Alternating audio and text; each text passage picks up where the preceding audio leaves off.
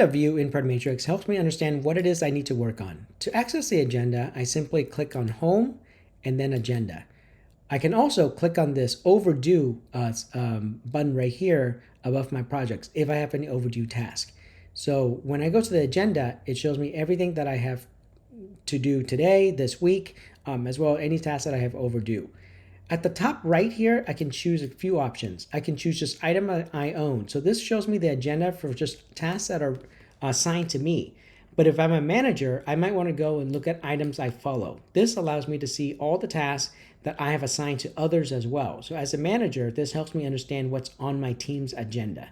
And then lastly, I can go and choose all items. So what happens here is Matrix will show me all the tasks that is relevant to my team across the all items that are recent. So essentially, this won't show you all the things that are overdue. It won't show you all the things that are due really far in the future. The agenda is meant to help you focus on just the recent tasks.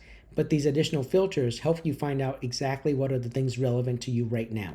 Again, items you own, items you follow, or all items.